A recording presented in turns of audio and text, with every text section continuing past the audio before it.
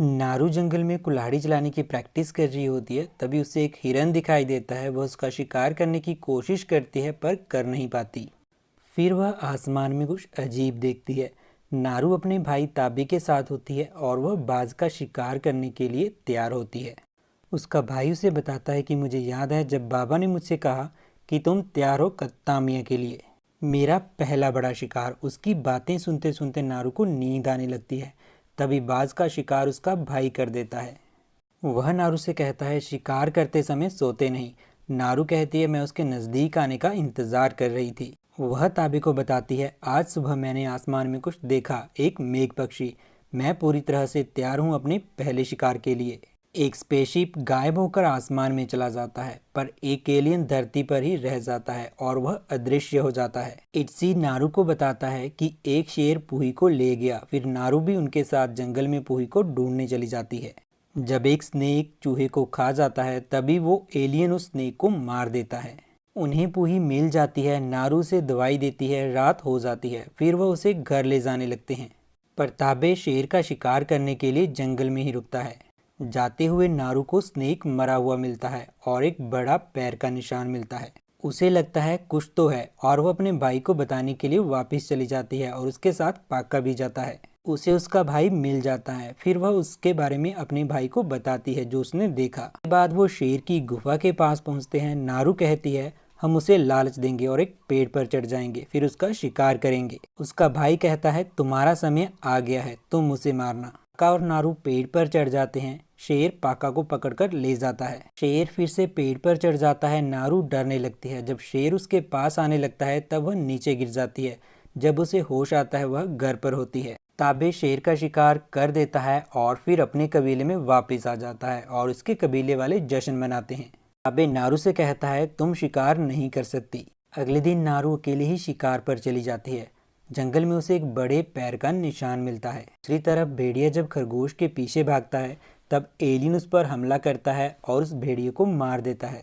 नारू खरगोश का शिकार करने लगती है पर वह भाग जाता है। फिर वह एक रस्सी बनाती है और कुल्हाड़ी से बांध देती है और प्रैक्टिस करती है।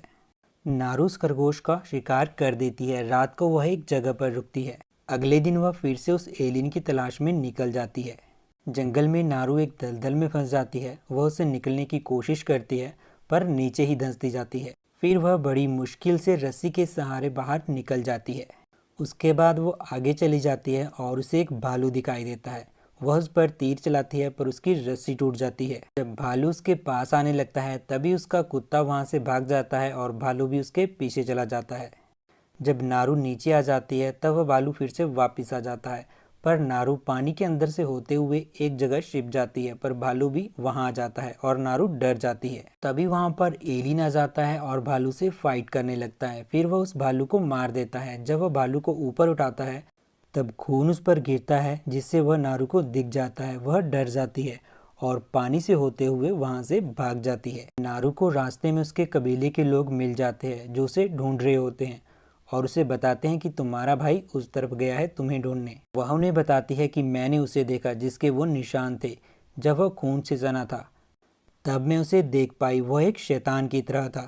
वह नारू पर हंसते हैं। फिर नारू उन्हें बताती है कि उसने अपने हाथों से भालू को मार डाला और वो अपने भाई को ढूंढने जाने लगती है। वह उसे रोकते हैं। उनमें फाइट होती है और वो नारू के हाथ बांध देते हैं। वहां पर एलियन आता है और उनके एक साथी को मार देता है। फिर बाकी दोस्त पर हमला करते हैं। फिर वह उन दोनों को भी मार देता है। नारू अपने हाथ खोलकर वहां से भाग जाती है। नारू को आगे जाकर अपना भाई मिल जाता है। एलियन भी उनके पीछे आता है। वो दोनों वहां से भागते हैं पर ताबे उससे फाइट करता है और नारू वहां से भाग जाती है। आगे जाकर नारू का पैर एक ट्रैप में फंस जाता है। वह निकालने की कोशिश करती है पर नहीं निकाल पाती। वह एलियन वहां पर भी आ जाता है पर वह उसे नहीं मारता। तभी वहां पर कुछ फ्रेंच लोग आते हैं और उसे अपने साथ ले जाते हैं। वह भी उस एलियन को ढूंढ रहे होते हैं। नारू से उसके बारे में पूछते हैं पर वो उन्हें कुछ भी नहीं बताती। उसका भाई भी उन्हीं के पास होता है। फिर वह फ्रेंच लोग नारू और ताबे को एक पेड़ के पास बांध देते हैं ताकि उस एलियन को पकड़ सके। वह एलियन ठंड की वजह से सामने आ जाता है। एलियन का पैर एक ट्रैप में फंस जाता है और वो उसे नीचे गिरा देते हैं और घायल कर देते हैं। फिर एलियन उस ट्रैप से निकल जाता है और एक एक करके सबको मारने लगता है। और ताबे किसी तरह छूट जाते हैं। ताबे घोड़ा लेने के लिए वहाँ से चला जाता है और नारू अपना कुत्ता वापस लाने चली जाती है, जो कि फ्रेंच लोगों के कबीले में होता है। नारू वहाँ पर पहुँचती है। कुछ लोग वहाँ होते हैं जिन्हें वो मार देती है और अपने कुत्ते को छुड़ा लेती है। दूसरी तरफ एलियन सबको मारने के बाद खुद को हील कर लेता है। नारू के पास एक आदमी आता है जिसका पैर कटा होता है। वह नारू से दवाई मांगता है और उससे कहता है, मैं तुम्हें बंदूक चलाना सिखा दूंगा। वह उसे एक दवाई देती है जिससे कि उसे ठंड लगने लगती है। वहाँ पर एलियन आ जाता है। वह आदमी मरने का नाटक करता है। उसकी बॉडी ठंडी होती है, इसलिए एलियन उसे डिटेक्ट नहीं कर पाता। ये सब नारू देख रही होती है पेड़ के पीछे से। फिर उसका भाई वहाँ पर घोड़े पर आता है। वो एलियन उस पर तीर से वार करता है। नारू देखती है कि वो तीर अपने आप निकल रहे होते हैं खोपड़ी से। ताबे एलियन से फाइट करता है और उसे घायल कर देता है, पर फिर वो एलियन गायब हो जाता है। उसके बाद वो एलियन ताबे को मार देता है और नारू वहाँ से भाग जाती है। रात को नारू ट्रैप बनाती है और उस खोपड़ी को भी छिपा कर रख देती है, जिससे कि वो उस एलियन को मार सके। जैसे ही वो एलियन वहाँ पर आता है, वह पेड़ पर चढ़ जाती है।